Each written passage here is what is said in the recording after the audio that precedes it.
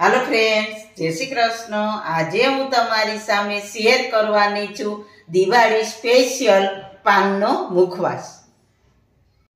આજે આપણે બનાવીશું દિવાળી સ્પેશિયલ પાન મુખવાસ। બજાર કરતાં એકદમ ચોખ્ખો અને સસ્તો ઘરે તમે સહેલી રીતથી અને ખૂબ જ ઓછા સમયમાં તૈયાર કરી શકો છો અને ખૂબ જ ટેસ્ટી બજાર જેવો જ બને છે। પાનના મુખવાસને તમે તહેવારમાં કે શુભ પ્રસંગમાં પણ બનાવો તો સારો લાગે છે। તો ચલો આપણે દિવાળી માટે સ્પેશિયલ પાનનો મુખવાસ બનાવવાનું સ્ટાર્ટ કરીએ। સૌથી પહેલાં પાનનો મુખવાસ બનાવવા માટે મેં અહીંયા ફ્રેશ નાગરવેલના 40 પાન લીધા છે। તેને ધોઈને બરાબર મેં સાફ કરીને લીધા છે। તેમાં પાણીનો ભાગ ના રહે તે ખાસ ધ્યાન રાખવાનું છે। તો તેને ધોઈ અને સાવ કોટનના કપડાથી કોરા કરી લીધા છે।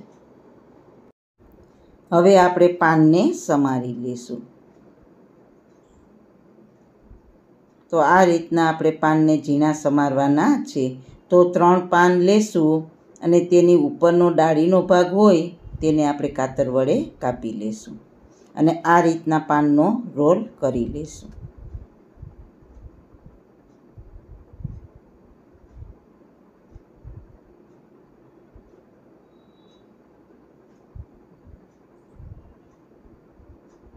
અને હવે ઝીણા ઝીણા આ રીતના કાતરની મદદથી આપણે સમારી લઈશું। કાતરથી પાન બહુ જ સરસ સમારાય છે।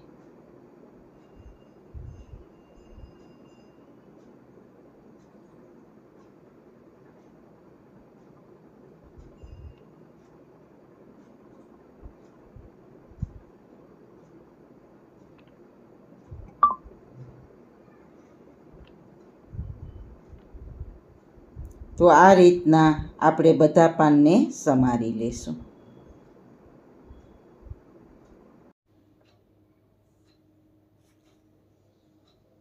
તમને મારી રેસીપી ગમતી હોય અને હજુ સુધી ચેનલને સબસ્ક્રાઈબ ન કરી હોય તો પ્લીઝ સબસ્ક્રાઈબ કરજો અને બાજુમાં આપેલ બેલ આઇકન બટન દબાવજો એટલે નવી નવી રેસીપીના નોટિફિકેશન મળતા રહે।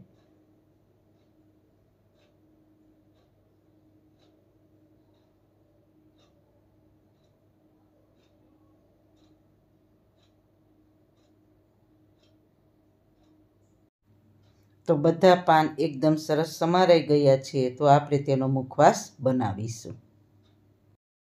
મુખવાસ બનાવવા માટે એક મોટું વાસણ લેશું। તેમાં અડધો કપ ગરમ પાણી લેશું। બહુ વધારે ગરમ નહીં, આંગળી ડૂબે તેવું પાણી લેવાનું છે। પાણીને મોટા વાસણમાં નાખીશું। તેમાં અડધો કપ ખાંડ ઉમેરીશું। ખાંડને પાણીમાં ઓગાળી લઈએ। હવે મેન્થોલના ક્રિસ્ટલ ઉમેરીશું। જો તમારે આટલા પાનનો મુખવાસ કરવો હોય તો 3 થી 4 જ ક્રિસ્ટલ ઉમેરીશું। વધારે પડી ના જાય તેનું ખાસ ધ્યાન રાખવાનું છે।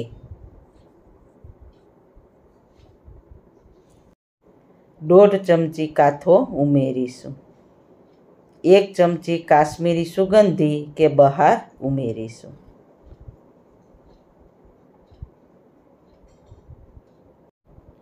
50 ગ્રામ મીનાક્ષી ચટણી લીધી છે તે ઉમેરીશું। આ બધી સામગ્રી તમને માર્કેટમાં ખૂબ જ આસાનીથી મળી જશે।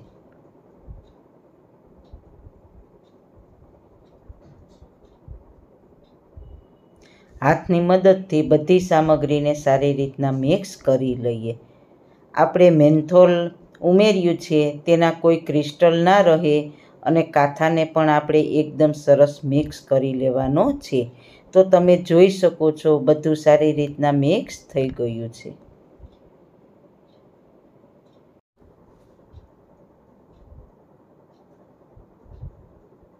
તો હવે ઝીણા સમારેલા પાન તૈયાર કર્યા છે તે ઉમેરી દઈશું અને સાથે 10 ગ્રામ જેટલા ચણોઠીના પાનને ઉમેરીશું। ચણોઠીના પાનનો સ્વાદ મુખવાસમાં ખૂબ જ સરસ લાગે છે. ને પાનને સારી રીતના મિક્સ કરી દઈએ. બધું બહુ જ સારી રીતના મિક્સ કરવાનું છે.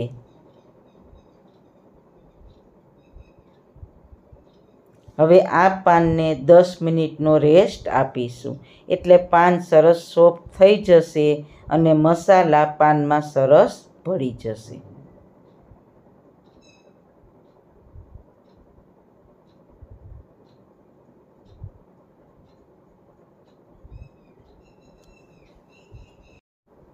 દસ મિનિટ થઈ ગઈ છે. તમે જોઈ શકો છો પાન આપણા એકદમ સોફ્ટ થઈ ગયા છે. હવે બધા મસાલા ઉમેરી દઈશું. 100 ગ્રામ સળી સોપારી ઉમેરીશું. 150 ગ્રામ ધાણા દાળ ઉમેરીશું. 150 ગ્રામ વરિયાળી ઉમેરીશું. 100 ગ્રામ તૂટી ફૂટી ઉમેરીશું. ત્યારબાદ મીઠી વરિયાળી અને સિલ્વર બોલ્સ ઉમેરીશું અને જેલી ઉમેરીશું.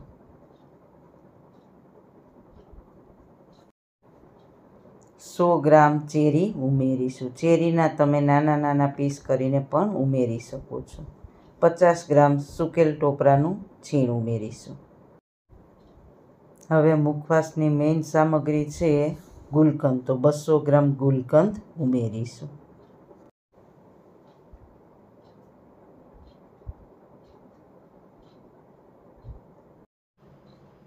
બધા મસાલા ઉમેરીને હવે હાથથી સારી રીતના મિક્સ કરી લઈએ.